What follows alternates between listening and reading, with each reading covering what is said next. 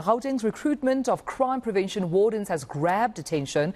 They're stationed in many parts of the province to help crack down on crime.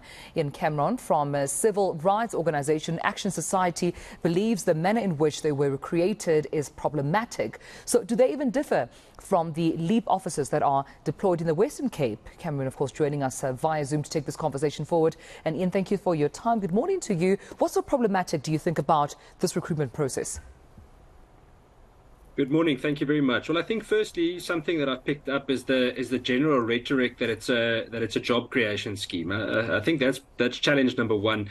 Crime prevention in South Africa, or rather the officials appointed to prevent and combat crime, should never be seen as candidates to form part of a job creation scheme.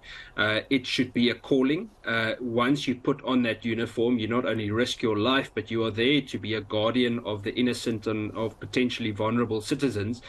And therefore, you need to take that authority very seriously.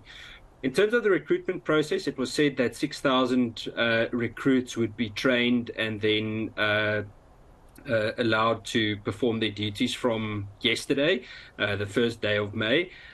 We see that it's only been about 4,000. They say that some of the recruits didn't pass through the necessary vetting requirements.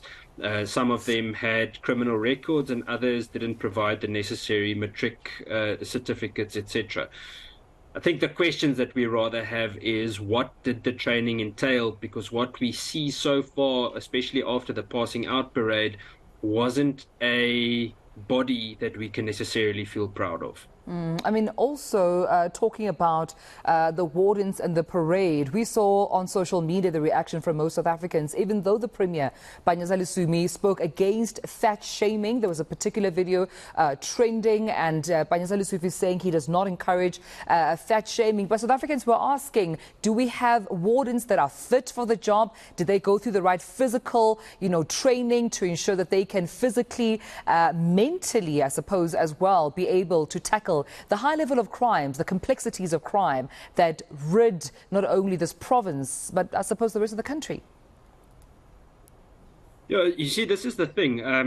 That specific video is of a specific recruit, of which there's also a photo of him saluting. And then let's take on the fat shaming issue first.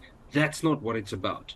We're saying that when you and I need to be safeguarded, we need to make sure that the person doing that is competent to do so. So I think the question we should ask is, if that individual is to be appointed as Premier Lesufi's bodyguard, would he feel safe if that person had to look after him? And I can guarantee you he would not allow that person to be his prime protector. So it's not about body shaming. It's not about just looking at the crime stats, etc.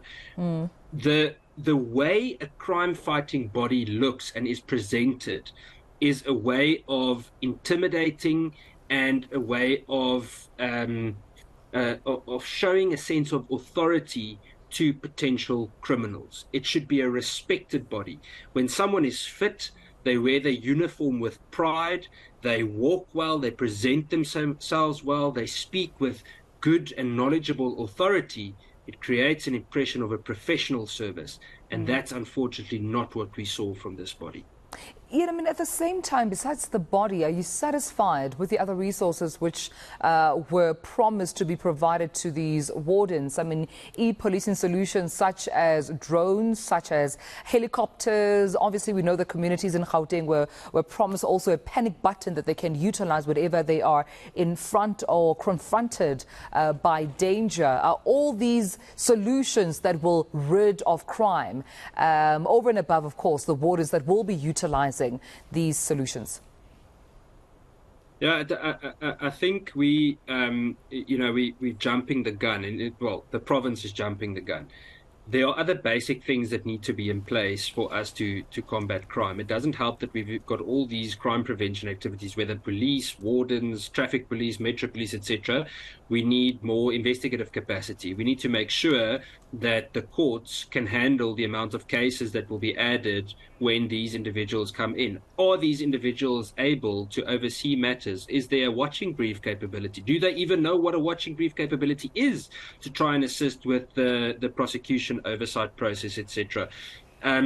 In terms of the physical resources that they were given, I'm not so sure that it was thought through very well. I hear that they are meant to look at especially dangerous township areas. While I was in Alex 3 weeks ago, and you can certainly not drive in many parts of Alex with a 3 Series BMW. Now, many of them receive 3 and 5 Series BMWs, high performance vehicles that aren't fit for purpose for that specific use, maybe on a highway.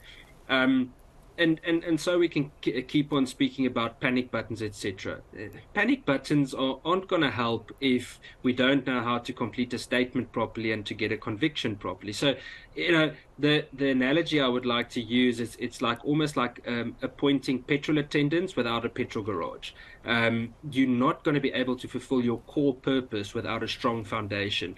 And Right. currently, we're speaking about drones and panic buttons when the basics aren't in place. Well, Ian, we'll have to leave it there due to time, but thanks for weighing in on this. Ian Cameron, Action Society's rep, joining us, talking more about the crime prevention wardens that have, of course, been implemented right here in Gauteng.